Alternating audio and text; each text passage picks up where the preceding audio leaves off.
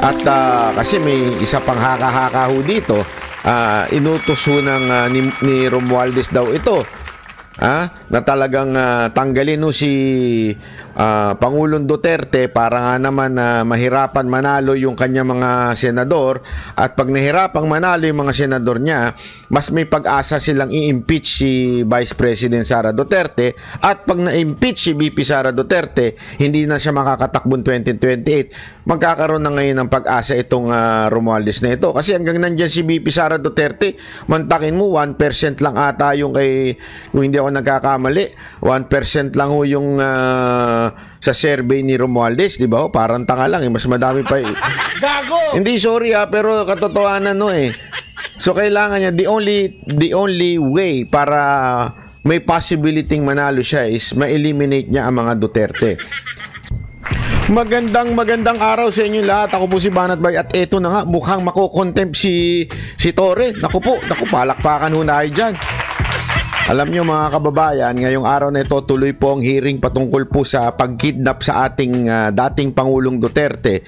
Yan po ay tuloy ang hearing sa Senado mamaya. Kahit ho sinabi ni Bersamin, si Executive Secretary Bersamin, na hindi niya papupuntahin ng mga tauhan niya. Pero ngunit dapat subalit, itutuloy pa rin po ni Senator Amy. Kaya meron tayong hamon kay Senator Amy. Meron tayong hamon at may challenge tayo sa kanya. Mamaya ikikwento natin yan. At matindi ho, meron akong i-reveal sa inyo unya-unya ng mga, sa tingin ko, mga maaaring makatulong sa ating Pangulong Duterte at kay Vice President Sara Duterte. Naku po, kaya makinig lang ho kayo dyan. Mamaya-maya, ipapaliwanag ho natin. Maaari ho itong makatulong. Pero unahin po muna natin tong issue na ito patungkol ho dito sa sinabi ho kasi ng Malacanang na sapat na daw yung mga narinig natin na konklusyon ni Senator Amy patungkol daw dun sa hearing. Sa loob-loob ko nga mga kababayan, kung sapat na yon, isang hearing lang, dapat yung sa issue ng fake news ng Tricom, abay sapat na rin. Abay pangatlo na, magkakaroon na naman sa April 8. Pangatlo na po yan. Ano ho yan? Series, TV series? Hindi, kasi alam nyo mga kababayan, kung maaalala nyo, ginawa yan nung patungkulo. Basta mga Duterte ang issue, talagang pinapahaba nila, sinasalsal nila, ika nga. Yan po medyo bastos na word, pero yan po talagang ginagamit ng mga media. Yung salsal na yan. Mukhang sinasalsal nila ho itong news ng about fake news para talaga magkaroon ng takot sa mga vloggers o di kaya sa mga pupo na sa kanila. Kasi tandaan ninyo ang ginawa ho nila nung nakaraan, pinahiya ho nila yung mga vloggers. Talagang binuli ho ng mga congressman na ito. Talagang bastos talaga ito mga dapat to kasuhan to mga congressman na ito, dahil yung kanilang asal ay hindi po parang asal ng isang public servant. Lalong-lalo na isa, bishop pa man din, kakahiya. Hindi ho tato. Sigurado ko, no wonder kaya hindi dumadami yung church member niyan dahil sa ugali niyang bishop na yan tingnan ninyo yung church member niya, hindi dumadami. Mas marami pa siguro yung nagbabantay sa kanya. Hindi, pero walang biro ho mga kababayan kung yung dalawang hearing sa fake news na yun, hindi pa sapat, gagawin pang 3. Ito kayang hearing daw about sa pagdukot kay Pangulong Duterte, isa pa lang, sapat na? Abay, malaking katarantaduhan po yan. Hindi ho tama yung inyo pong konklusyon ho dyan pag ganyan ang sinasabi ninyo. Dahil mga kababayan, hindi pa ho natin nalalaman talaga kung sino yung kasi importante ho natin maintindihan. Kasi akala nung iba tapos na dahil nagkaroon na ng konklusyon si Senator Amy. Importante kasi nating matuntun dito sino yung mastermind. Kasi ngayon nagtuturoan na sila Si Tory mukha na rin hunggunggong dahil po sa pag tinatanong siya, hindi na siya makasagot ng diretso. 'Di ba? Kailangan pa siyang turuan ni DILG Secretary Remulla, 'di ba? Kailangan pa siyang turuan. O kaya nga may part doon na merong video na bumubulong-bulong pa si Remulla eh. Parang ano lang din eh. Parang demonyong bumubulong-bulong eh. Kasi nga, hindi na ho masagot ni Torre. So, ano ba talaga ito? Ito po ba ay plano ng mga Remulla? At kasi may isa pang haka-haka ho dito. Inutos ho ni Romualdez daw ito. Na talagang tanggalin no si Pangulong Duterte para nga naman mahirapan manalo yung kanya mga senador, at pag nahirapang manalo yung mga senador niya, mas may pag-asa silang i-impeach si Vice President Sara Duterte, at pag na-impeach si VP Sara Duterte, hindi na siya makakatakbong 2028. Magkakaroon na ngayon ng pag-asa itong Romualdez na ito, kasi hanggang nandyan si VP Sara Duterte, mantakin mo 1% lang ata yung kay, kung hindi ako nagkakamali, 1% lang ho yung sa survey ni Romualdez, di ba? Parang tanga lang eh, mas madami pa eh. Gago! Hindi, sorry pero katotohanan no eh. So kailangan niya, the only way para may possibility manalo siya is ma-eliminate niya ang mga Duterte sa eleksyon, di ba? So yun ang sa tingin natin. Kaya nga marami nagsasabi, sa totoo lang, wala naman talagang alam si Marcos. Alam naman natin si Marcos, mahinang nilalang, mahina ang utak, mahina ang political will. Kaya nadidiktahan lang siya ng asawa niya at ng kanyang pinsan. So parang sila lang ang nagko-control, di ba, ng eksena diyan sa Malacanang. Kaya nga ho, dapat matunto natin sino pa talaga nagpa-kidnap kay Pangulong Duterte. Yan ang kailangan nating malaman. Sino ba talaga ang may utos? Sino ang may command? Kasi sinasabi ni Torre, inutos lang sa kanya ni Marbil. Hindi pa nga ako naitatanong si Marbil eh. Tapos sasabihin nitong Yusek Castro na to, kumpleto na. Hindi pa nga natatanong yung mama eh, na bakit mo inutos? Sino nag-utos sa'yo? At bakit yan ang pagkaintindi mo sa batas? Wala ka bang alam sa batas? Ako nang sasagot, Senator Amy. Simple lang naman po eh. Ang sagot niya po pagdating sa droga, ang mga nagda-drugs ay hindi naman dahil sila ay addict, ngunit kailangan lang nila sa nagpupuyat sila. Alam mo, may sagot ako dyan. Kabukitso. Anong Kabukitso? Punta ka sa Kabukitso. Dito sa Kabukitso, punta ka. Puntahan mo dito. Hanggang umaga, gising ang mga tao. Lalo na yung mga nakapilang mga mukhang dyan. Gising na gising sila. Pero wala naman ako sa tingin ko nagdodroga dito, kasi kung meron man, iilan lang. Kasi sa totoo lang, ang droga sa Japan talagang death penalty. Mahigpit po sila dyan. At saka malalaman mo naman pag nagdodroga tao, gano'n na yung lakad, parang ganun na, di ba, pag nagdodroga. So far, wala akong nakitang parang zombie dito. So far, wala po akong nakita na gumagano'n ng ang labi. Wala. Pero puyat sila. Doon pa lang sablay na po si Marbil eh. Kaya nga, alam mo, Senator Amy, dapat talaga ang puntiryahin mo dito. Kahit yung mga sekretary, sige, wag mo nang patinin kung hindi na kailangan. Ang puntiryahin mo dito si Marbil at saka si Torre. Ano ang kanilang partisipasyon? Kanino sila sumusunod ng utos? Importante yun kasi sila yung sila yung nag-execute ika nga nung plano. Si Marbil mismo pumunta daw sa airport.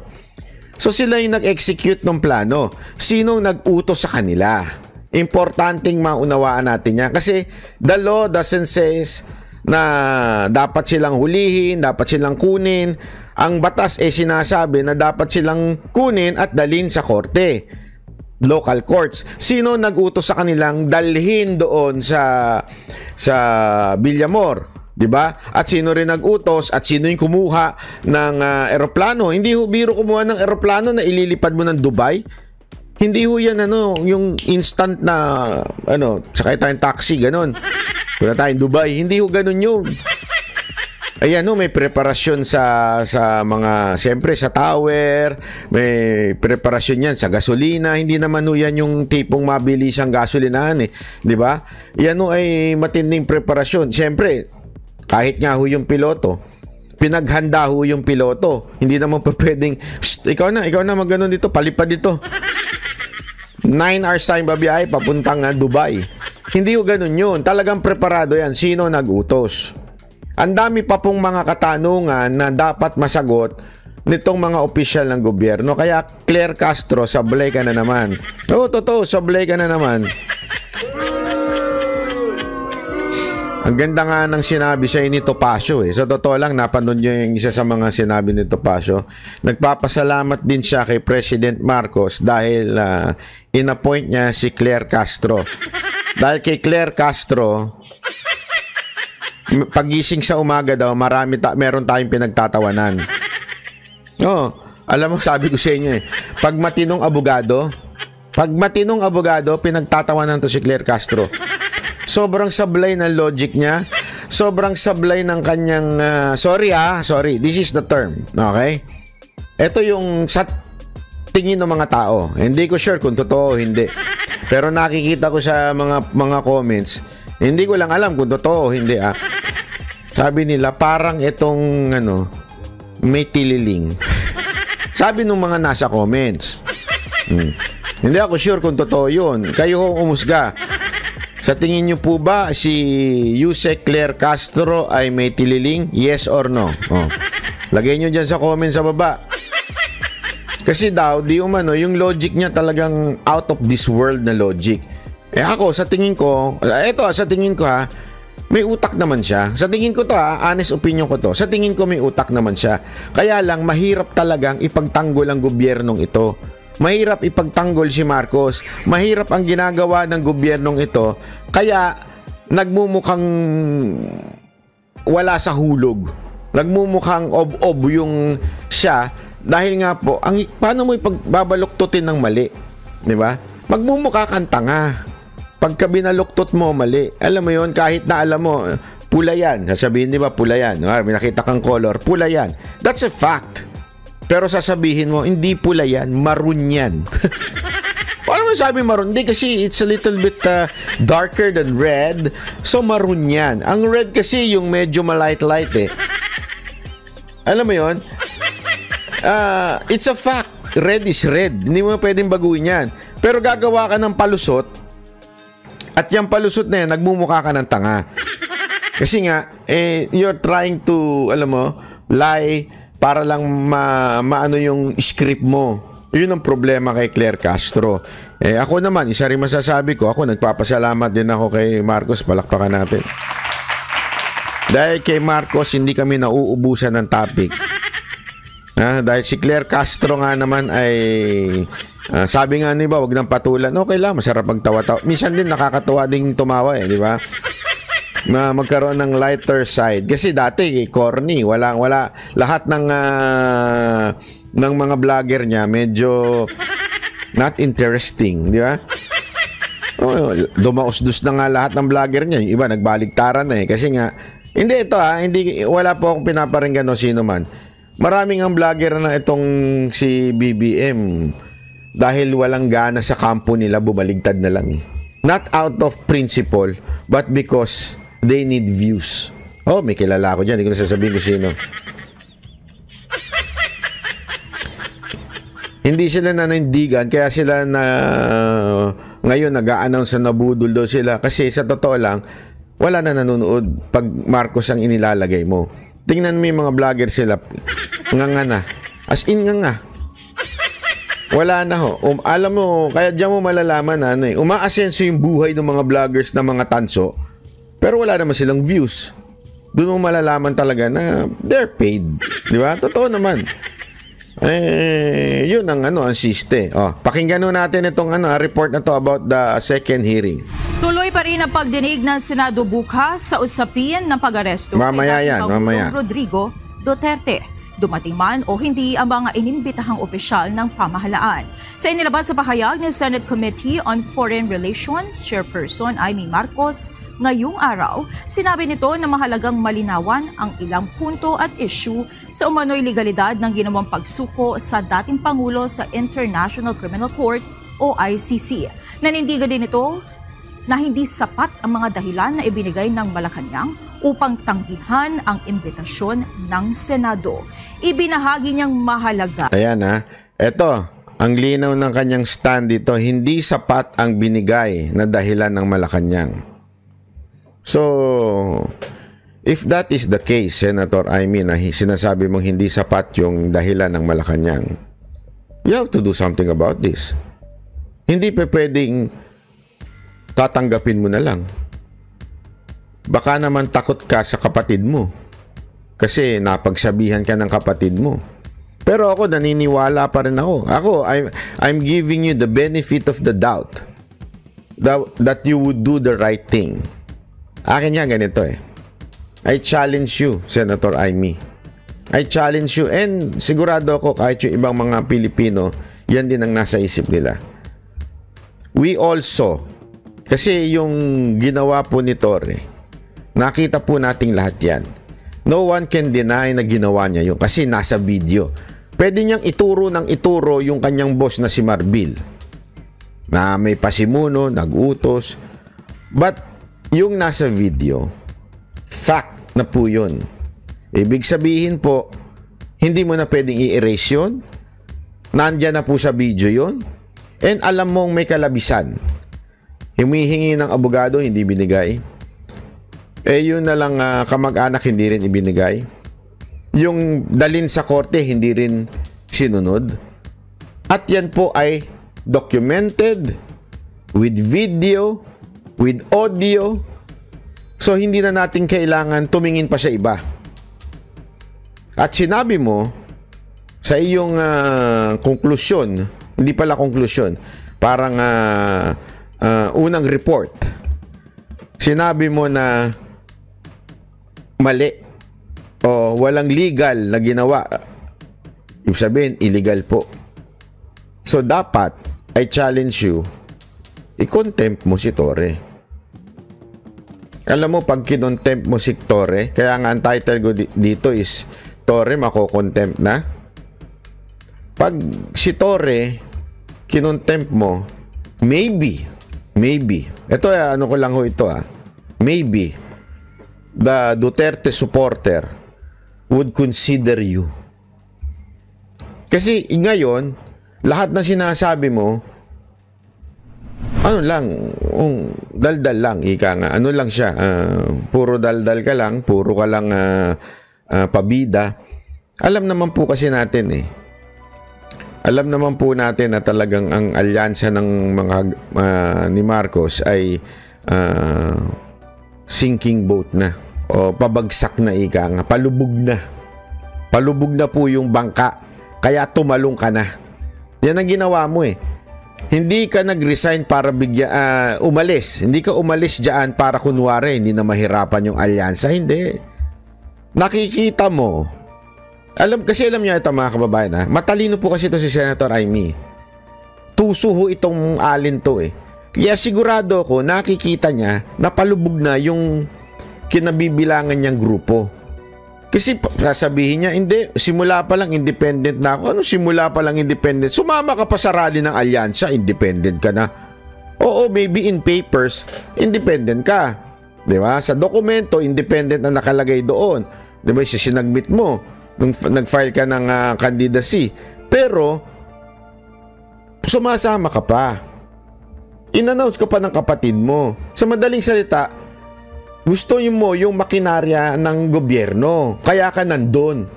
Kasi if you're really against it, hindi ka nasasama. Diba? Ito ang punto ko dito. Bakit umalis ka? Bakit ka, kasi alam mong lulubog na yan. Alam mong wala nang kwenta yung grupo na yan dahil sa kay Marcos mismo. Mali-mali yung ginagawa ng kapatid mo. Alam mo yan. Pero nililigtas mo lang yung kapatid mo. Pero ito, since yan naman ang gusto mo, alisan yan at gusto mong manalo, kaya sinusubukan mo i-win ang puso ng mga Duterte supported. Kasi kita mo alam mo, hindi ka ba mapapraning sa dami ng nag-birthday celebration na yon? At ang emphasis doon, kung gusto nyong gumante sa gobyerno nito, iboto nyo straight Duterte slate. Di ba? So ibig sabihin, yun na talagang ang utak fact ng tao. Kaya kung makikita nyo sa mga kalye survey namin, grabe ho. Talagang, hindi, Duterte team kami. Straight PDP kami. Straight Duterte senators kami. Diba? Ganun na ho eh. As a matter of fact, yung iba pa nga, medyo alanganin pa doon eh. Before everything na nangyari, yung iba doon, boboto ko yan, pero not everyone. Siguro ito lang, ito. Yeah? May ganun eh, may ganun.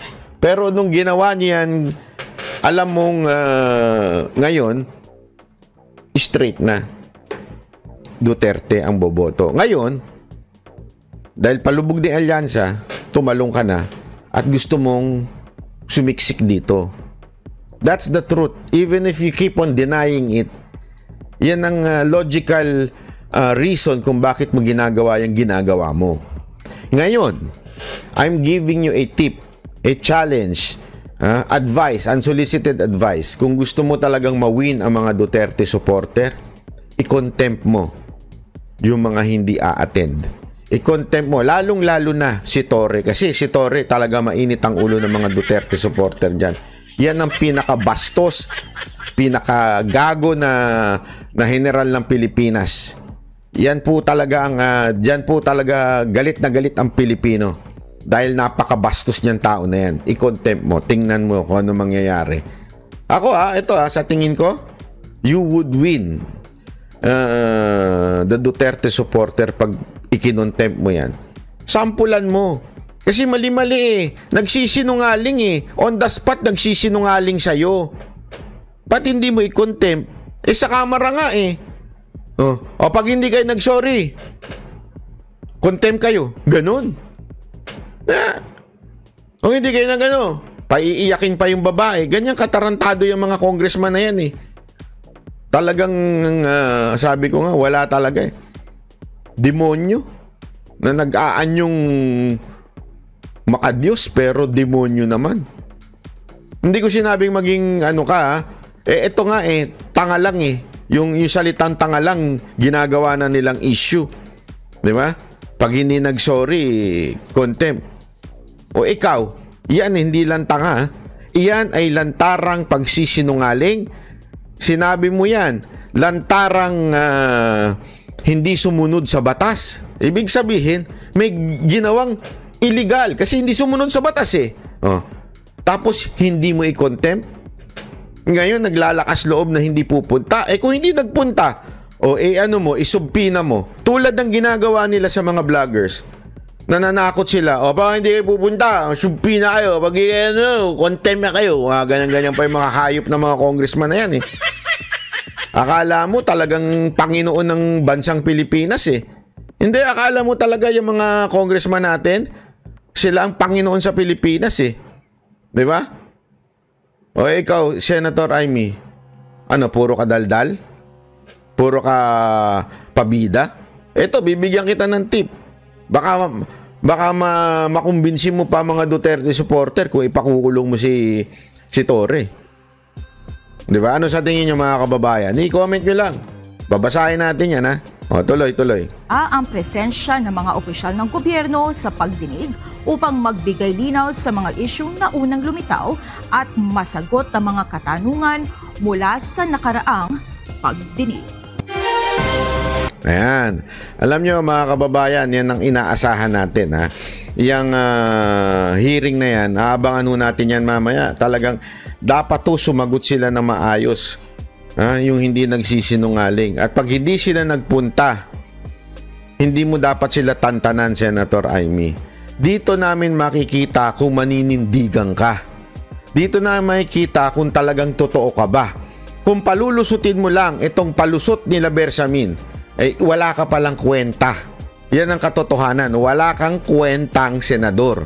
Pag pinalusot mo lang itong dahilan nila Bersamin. Okay? Kasi alam mo, ang alam ng tao ngayon, ang alam talaga ng tao ngayon, ang pamilya nyo budol. Ang pamilya Marcos ay budol. Wala nang maniniwala sa inyo ngayon.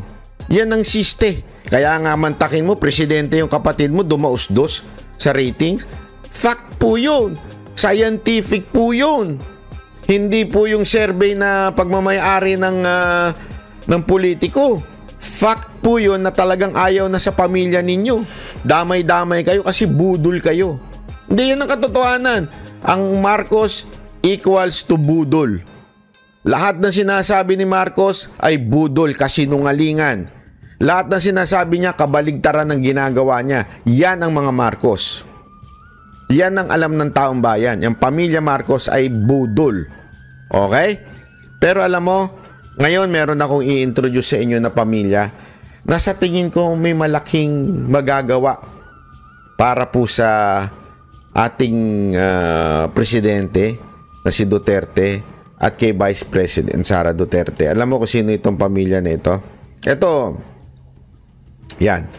Matagal ko nang sinusubaybayan yan. Actually, kahit nung panahon na pinagtanggol ko pa yan si Madam Cynthia Villar, nung panahon na naglalabanan sila ni, I think it was Subiri, about the speakership.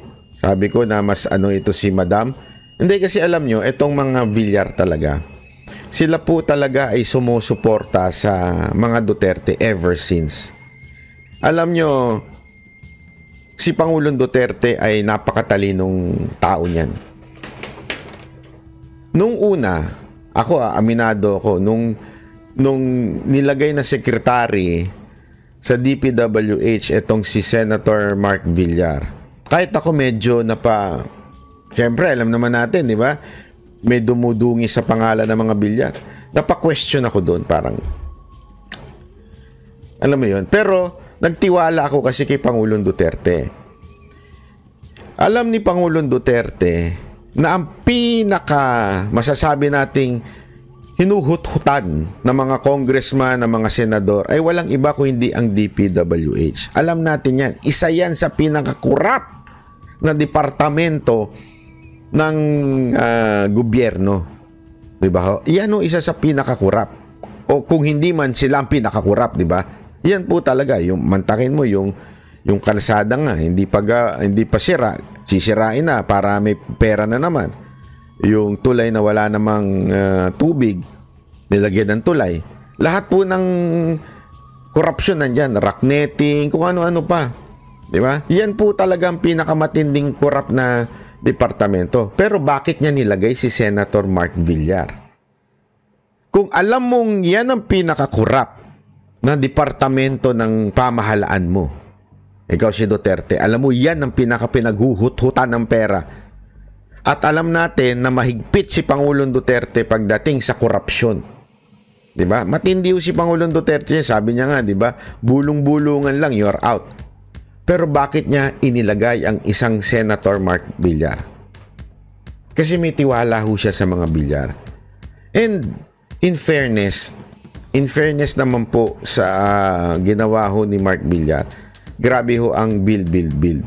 Yun nga lang, pinatigil ni Marcos kasi nga walang kwenta. Pero aminin natin sabi nga, 'di ba, yung panahon ni Mark Villar, yan yung age of infrastructure. Talagang golden age of infrastructure po yung panahon ng ni Pangulong Duterte, build. At laking part po ni Villar ho dyan.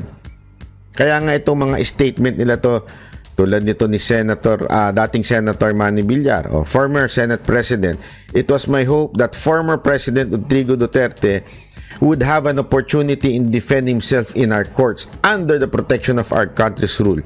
Diba? Si Villar naman, si Cynthia Villar, "We don't give our former president to the foreigner." Grabe, ito yung sabi kong stand. Sandali mga kababayan. Yung ibang mga senador dyan na tinaas ang kamay ni Pangulong Duterte, asa na ngayon? Di ba? Hindi ko na lang babanggitin mga pangalan nila. Katulad nila Tolentino, nila Chis Escudero. Hindi ko na babanggitin. Lahat po yan tinaas ng kamay ni Pangulong Duterte. Lahat po yan na nagpa-picture kay Duterte. Ito pa yung sinabi ni Senator Mark Villar, "I'm sad that your simpler wish to be judged by the Filipino people did not reach fruition." Di ba? So, mga kababayan, etong sinasabi ko ito, hindi ho para i-endorse ho si Camille si Congressman Camille Villar. Hindi ho yun ang punto ko dito. But if there's one thing na nakikita ko, eto aking opinion lamang po ito nakikita ko, mukhang makakatulong ito. Kasi alam naman po natin na not everyone maaaring pumasok sa PDP slate o Duterte slate. Not everyone. Maaaring may ilan, pero gayon pa man ikakampanya natin to, ilalaban natin to. At the same time, kulang pa. Diba? Kulang pa po. And I think, kung pumasok ang isang Villar, tapos senador si Mark Villar, senador din si Cynthia Villar, senador pa ito, there's a big chance. Ako sa tingin ko there's a big chance hindi ma-impeach si VP Sara Duterte. 3 Villar ang naandoon. Remember that. Ako in history of this Villar, hindi ho sila yung katulad ng iba dyan ng balimbing palipat-lipat. Hindi. May paninindigan ako nakita sa kanila noon pa. And ang lakas ng kutob ko, that this will help the Duterte. Yun yung sa akin Yun lang yung nababasa ko at nakikita ko upon studying sa mga Villar. At inobserbahan ko na sila noon pa Mukha talagang may possibility na pag ito nanalo pa, dagdag ito sa boboto ng no. Ibig sabihin ng no, hindi impeach si VP Sara Duterte sa Senado.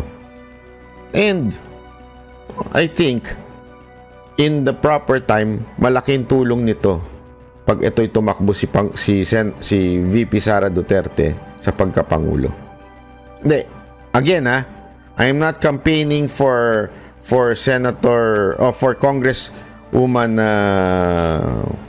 Camille Villar, pero try to think about it.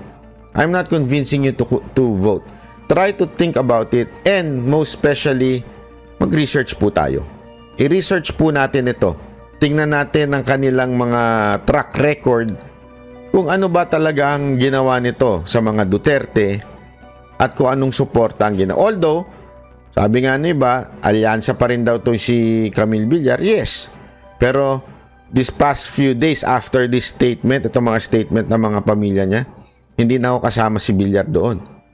At iba na ang tono ng Marcos. Kaya eto kasi makukonsider ko pang hindi naglalaro. Si Amy hindi ako kumisido. Yeah? Malabo pa sa akin yun. Hanggang hindi niya gagawin yung dapat niyang gawin, malabo sa akin yun. Kasi Marcos pa rin. Eto iba. Ever since supporter ito ng mga Duterte. Try to think about it. Okay, mga kababayan? Sana nagkaroon tayo ng konting pagsasaliksik pagkatapos nitong video na ito. Okay? Maraming salamat po. Sana ay sa susunod. Huwag niyo kakalimutan, subscribe po kayo sa baba.